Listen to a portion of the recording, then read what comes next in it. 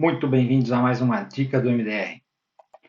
Meu nome é Maurício Roberto, mais conhecido como MDR, e nessa dica de hoje nós vamos falar aqui sobre o preço do petróleo e qual a conexão dele com as recessões. Então, o que acontece? Está circulando na internet um gráfico bastante interessante que correlaciona o quando o petróleo teve picos de preço e o que aconteceu na sequência em termos de recessão no S&P 500, tá? Principalmente mercado americano que a gente está falando. Então, é bem interessante esse estudo e eu quero falar para vocês e também fazer análise do que potencialmente pode acontecer. Então, se vocês curtem esse tipo de conteúdo, por favor, já pare agora, deixe o seu like, compartilhe com os amigos. Se ainda não é inscrito no canal, considere se inscrever e clicar no sininho para receber as notificações. Críticas, dúvidas, sugestões e comentários são muito bem-vindos aqui embaixo. Então, vamos para a análise. Então, turma, o gráfico sobre o preço do petróleo que está rolando na internet e é esse daqui, olha. É este gráfico aqui, tá? E o que esse gráfico aqui está falando? Aqui ele está dizendo que normalmente quando o preço do petróleo ele dá essas altas muito fortes, ele precede uma recessão, tá bom? Então vamos avaliar a primeira coisa, vamos entender aqui o que é esse gráfico. Esse gráfico aqui, olha, você vê aqui o nível zero. Esse nível zero é a tendência. Então, olha, isso daqui é o desvio do preço do petróleo em relação à tendência. Então, quando ele está nos nível zero aqui, que é a maior parte do tempo, é que ele está seguindo a tendência, seja uma tendência de alta, uma tendência de baixa ou uma consolidação, tá bom? Então, a maior parte do tempo ele fica aqui. E aí, nós temos esses desvios, que são esta linha aqui, é a linha de 50% de desvio, ou seja, você tem uma alta de preço de 50% em relação ao momento que ele estava aqui na tendência, né? E aqui você tem uma baixa de 50% em relação ao desvio da tendência, tá? Então, isso daqui é a maneira de ler esse gráfico. Aí, agora, o que a gente vê aqui? O que está marcado aqui nessas bolinhas? A marcação é que quando ele supera aqui os 50% de desvio, normalmente, historicamente, e a gente tem esse gráfico aqui desde 1970, né, ele precede uma recessão. Então, essas marcas cinza que tem aqui são os períodos de recessão do mercado americano, tá bom? Então, todos aqui você vê que são recessões mais longas, recessões mais curtas e tudo mais. E aí, como é que os Estados Unidos mede a recessão? É quando você tem uma queda de mais de 20% do mercado da S&P 500, e aí ele se prolonga nessa tendência aqui por algum tempo, tá? Pelo menos um trimestre. E então isso daqui é classificado a recessão. Aí nós vemos aqui que não necessariamente toda recessão é precedida pela alta do petróleo, mas a maioria das recessões foram precedidas pela alta do petróleo. E aí outra coisa que é importante a gente mencionar aqui é que, deixa eu até fechar a câmera para mim, nós precisamos tomar muito cuidado com essas correlações, porque não necessariamente um evento que tem similaridade ou proximidade com outro evento, ele tem uma correlação direta, tá? Então, não quer dizer que só porque o petróleo fez essa alta maluca, ele vai ter uma recessão na sequência, tá bom? O que diz aqui é, historicamente, faz sentido o quando tem uma alta do petróleo ter uma recessão, mas não é uma correlação direta que só porque subiu o petróleo vai ter uma recessão. O que eu queria falar para vocês aqui é o seguinte: quando você tem essa alta de petróleo muito intensa, como a gente está vendo agora, ela, na verdade, ela não é o motivo da recessão, mas ela é o sintoma de algo que está acontecendo. Porque se você parar e pensar, falar assim, ah, mas espera aí, o petróleo subiu por causa da guerra lá na Ucrânia, por causa do Putin e sanções e blá blá blá. Sim, é verdade. Agora, das outras vezes que o petróleo subiu, existiu algum distúrbio na economia ou no mundo e que fez o petróleo subir dessa forma. Então, a bola da vez é essa guerra da Ucrânia e o Putin. Mas em todas as vezes anteriores, houve também algum evento que não necessariamente foi guerra, que fez o petróleo subir. E aí, na verdade, o petróleo é simplesmente o termômetro. Então, ele está te indicando que tem alguma coisa errada na economia e que ele está te dando essa indicação de febre e aí você tem que procurar o que é que está acontecendo. Então, no caso aqui, o que está acontecendo é por causa da guerra, das sanções, alta de preço de commodities e o mercado está disfuncional. Tá? Então, em consequência, o preço do petróleo subiu. É exatamente o que aconteceu das outras vezes. Tá? O motivo é diferente, então cada crise tem o seu motivo, mas você vê que quando os sintomas começam a aparecer, você vai ver as consequências lá na frente, tá bom? Então era isso daqui que eu queria chamar a atenção para vocês sobre esse gráfico e vamos voltar para o gráfico agora. Então, retomando aqui na análise do gráfico, o que nós temos neste momento? Nós temos aqui esse petróleo que subiu mais de 50%, né?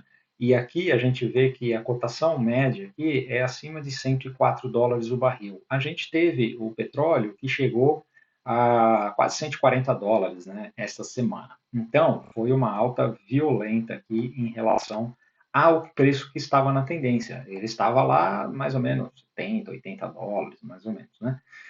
Então, lembrando, isso daqui é percentual, tá? Isso daqui não é o preço do petróleo. É importante, porque senão vocês vão achar que está confuso aqui o negócio.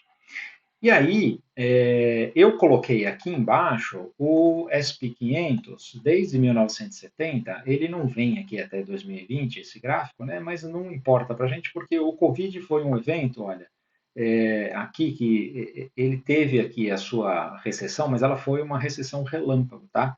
Ela é mais ou menos comparada com essa recessão de 89, que teve uma queda abrupta aqui, olha, no preço, que foi a segunda-feira negra, mas foi uma distorção de mercado. Então foi um evento único que logo na sequência se recuperou e foi mais ou menos o que aconteceu com o Covid, tá bom? É diferente de recessões quando aconteceu a bolha do ponto .com ou com a crise subprime, tá? E aí a gente vê aqui neste gráfico que nós temos aqui desde a década de 70, né, nós temos aqui uma crise, uma recessão, o preço de petróleo lá em cima nos anos 70, e aí nós vemos aqui nos Estados Unidos, o SP500, a gente vê ele aqui numa tendência de baixa na década de 70 até o começo da década de 80. E durante esse período nós tivemos aqui vários momentos aqui de alta do petróleo, tá? E o que aconteceu aqui? Por que isso daqui caiu assim? Porque os Estados Unidos, na década de 70, aí, para quem quiser saber mais, precisa entender o que aconteceu em 1971, quando os Estados Unidos abandonou o padrão ouro, e aí teve um período inflacionário muito grande nos Estados Unidos, tá? E desvalorizou pra caramba o dólar. Então, assim, essa daqui é uma outra história, mas a gente vê aqui no gráfico claramente uma tendência de baixa. E aí, depois, quando fez o fundo aqui no final dos anos 80, aí ele engatou essa tendência de alta. E nessa tendência de alta, aí nós temos aqui, em 89, este evento aqui, que foi essa crise, e o que aconteceu em 89? É isso que eu estou falando sobre os eventos geopolíticos.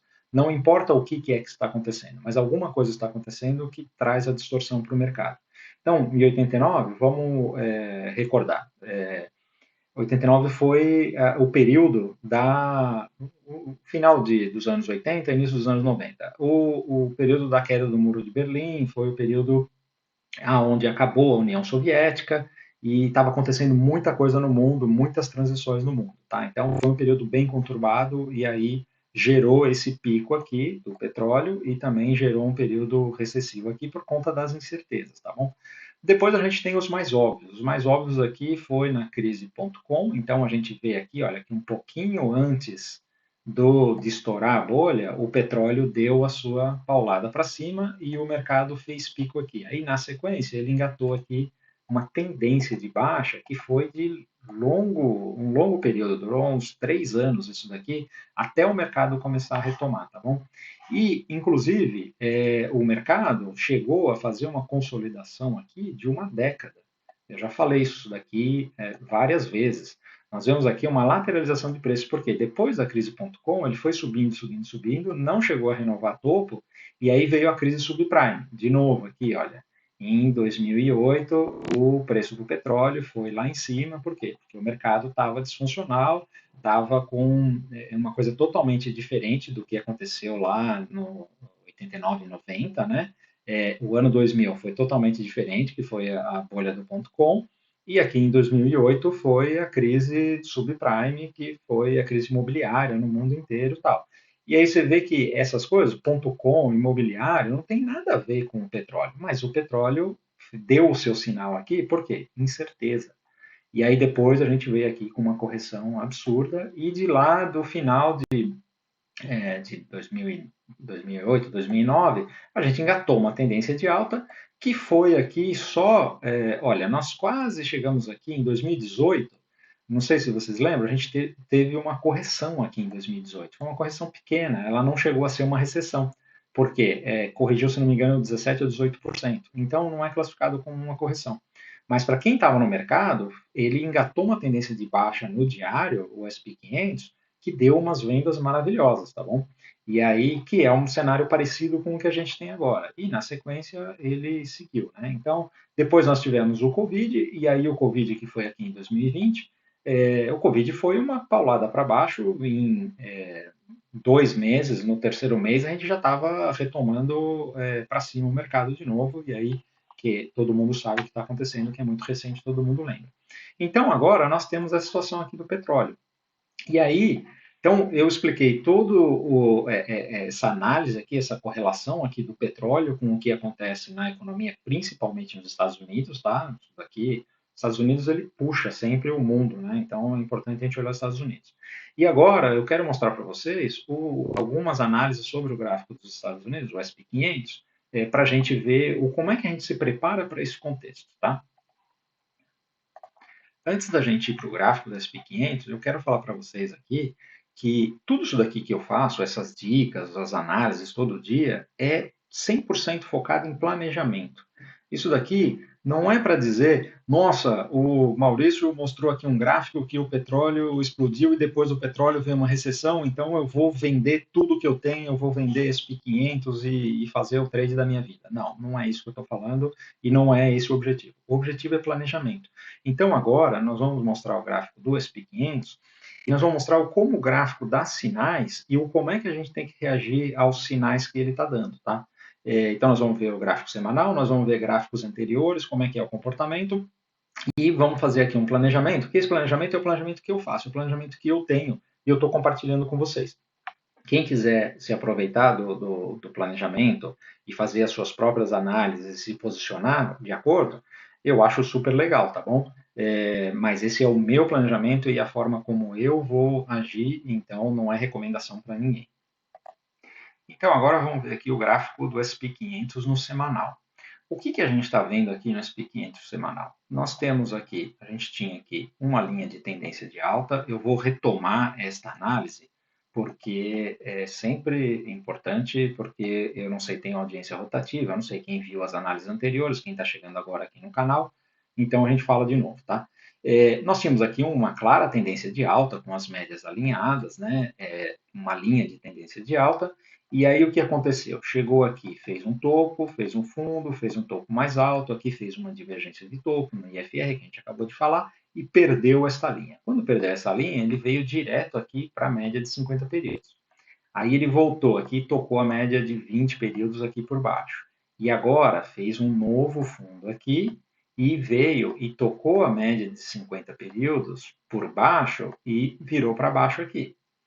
Então, o que o gráfico está nos dizendo? Ele está nos dizendo que essas médias que durante todo esse tempo serviram como suporte, agora viraram resistência. E o preço está tendo dificuldade de passar para cima dessas médias que já estão virando para baixo. Tá? Então, vamos olhar aqui o gráfico diário, para a gente. O gráfico diário é mais rápido que o gráfico semanal. Então, no gráfico diário, a gente vê uma situação mais clara em relação à reversão de tendência. Tá? Por quê?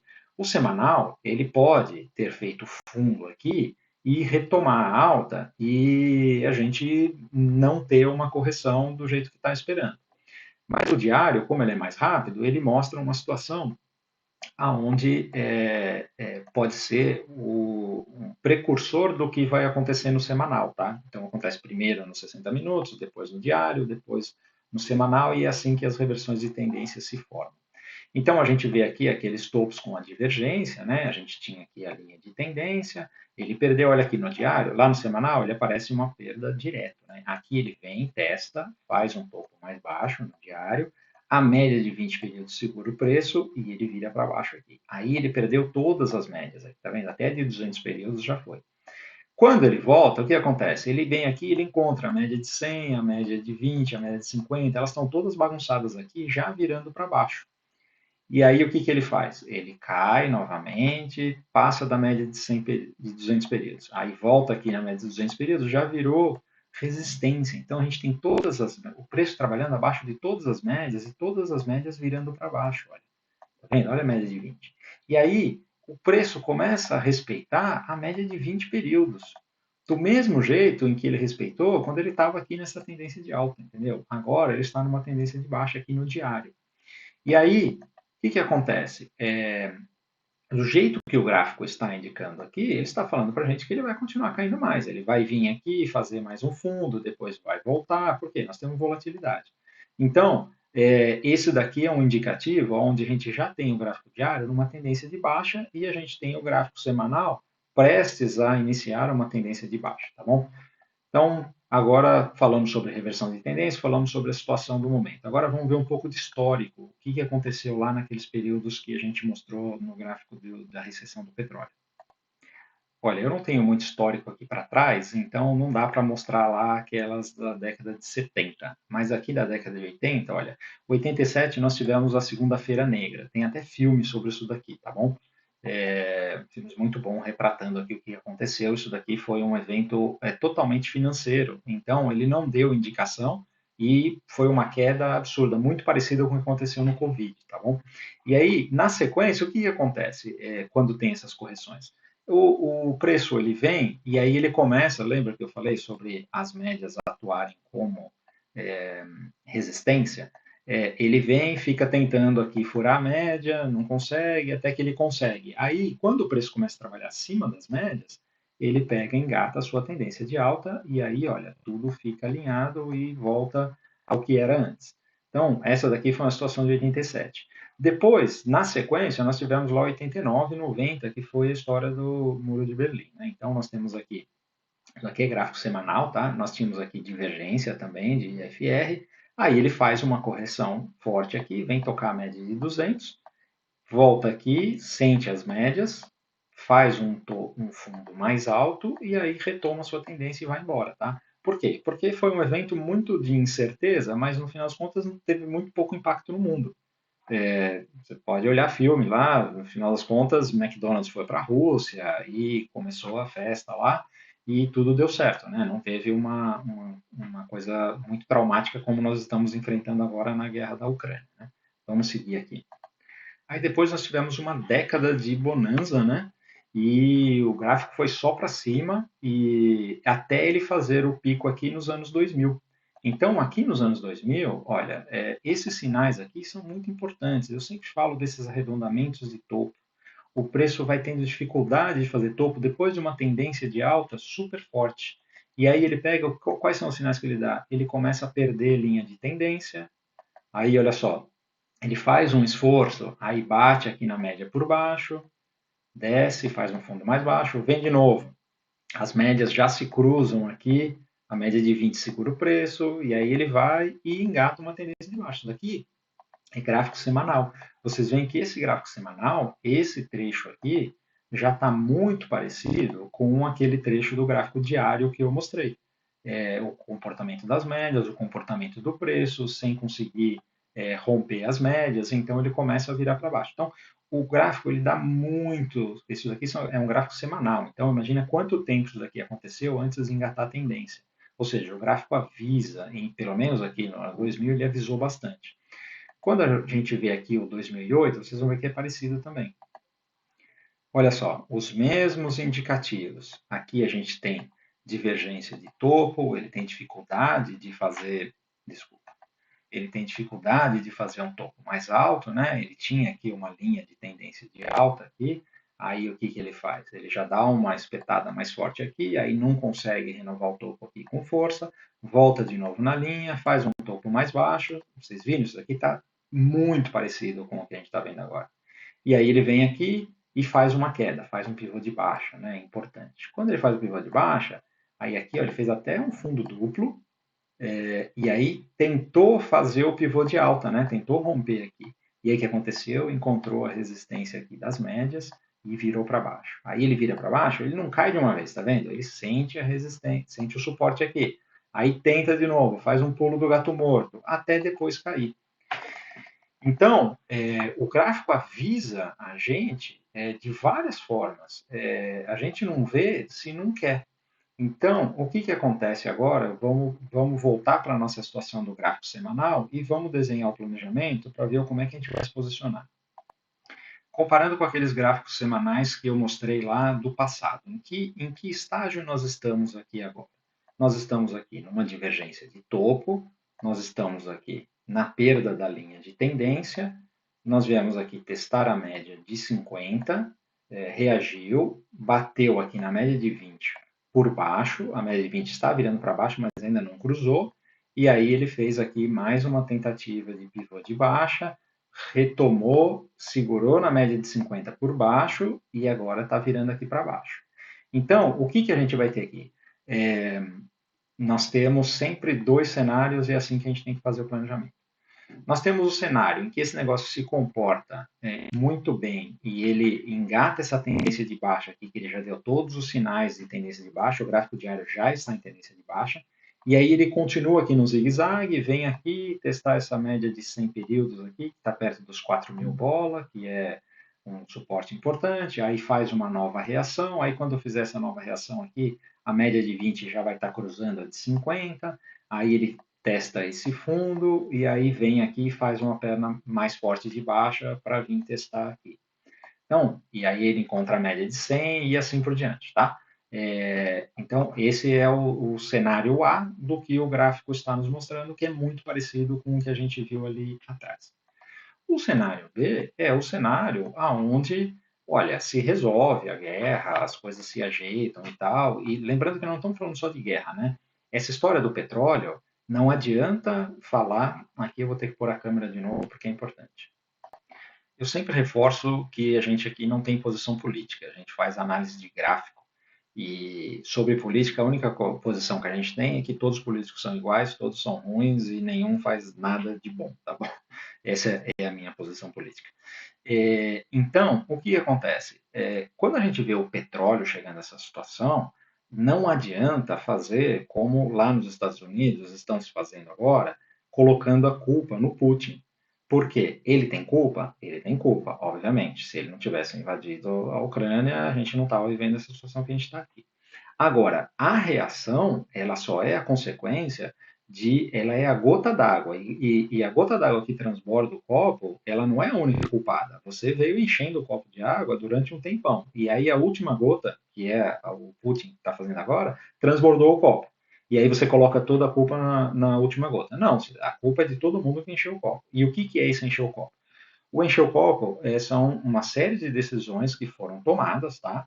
É, por razões que não cabe a mim questionar, mas elas têm consequências. Então, o que acontece? Essa administração americana, quando ela assumiu o poder, apesar de ela estar falando de que ela não tem culpa nenhuma sobre a inflação, não tem culpa nenhuma sobre o preço do petróleo, ela tomou uma série de decisões que tiraram uma posição confortável dos Estados Unidos com relação à produção de petróleo, importação, exportação, e colocaram numa situação vulnerável. Tá? Então, os Estados Unidos, que era superavitário, passou a ser deficitário. Então, tem que importar petróleo, aquelas coisas do shale gas, um monte de coisa que não vou entrar no assunto. Mas, assim, o fato é esse, tá? Houve uma restrição na produção e produz menos, tem menos produção no mundo, e aí o preço sobe. Para o lado da Europa, também outra questão que contribuiu muito para essa situação que está acontecendo agora.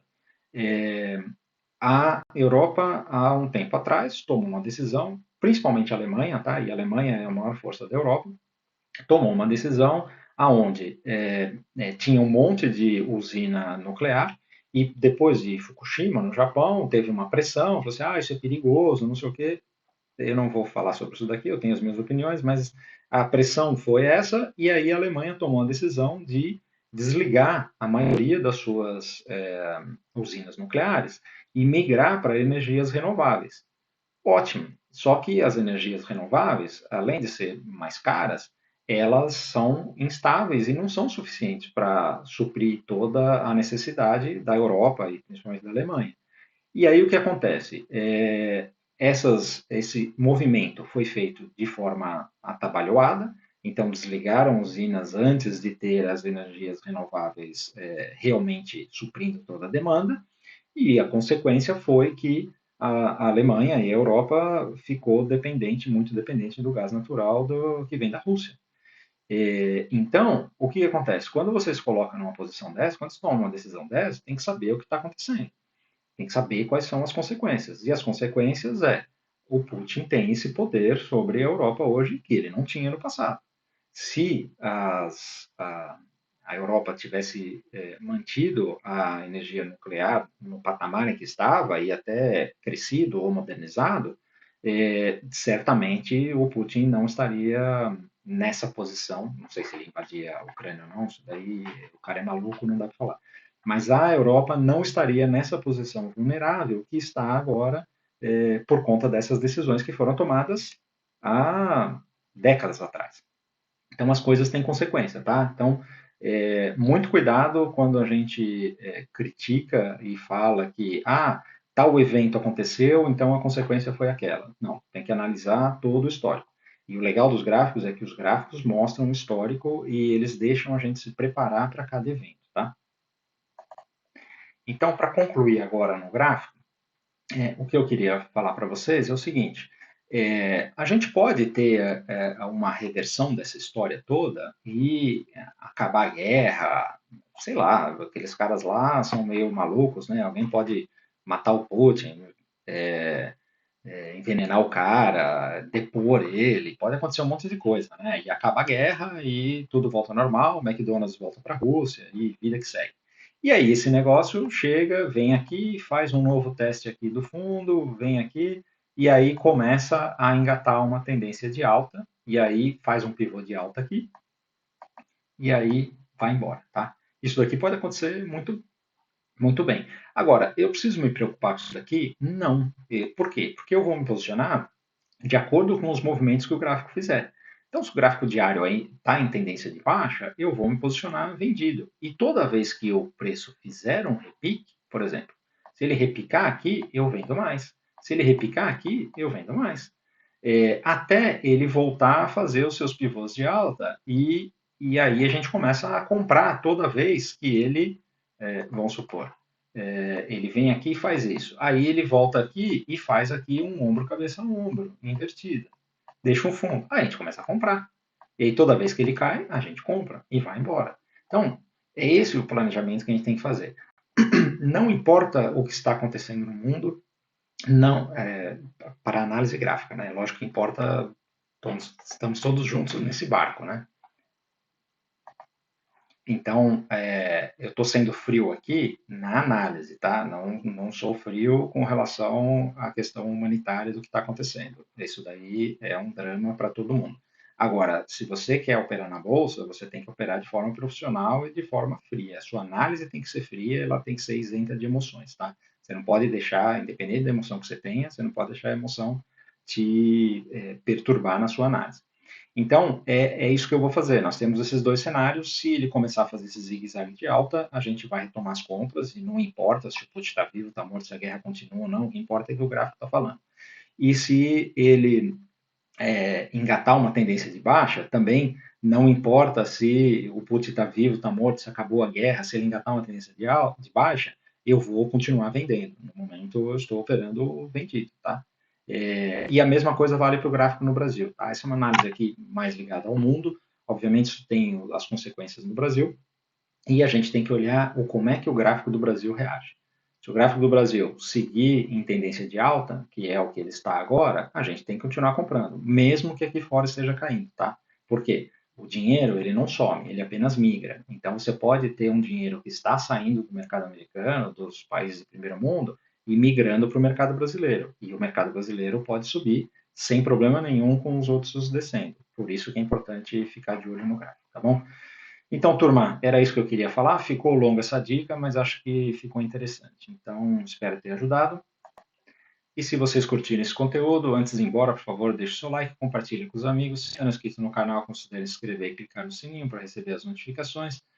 Dúvidas, críticas, sugestões e comentários são muito bem-vindos aqui embaixo. Valeu, um abraço.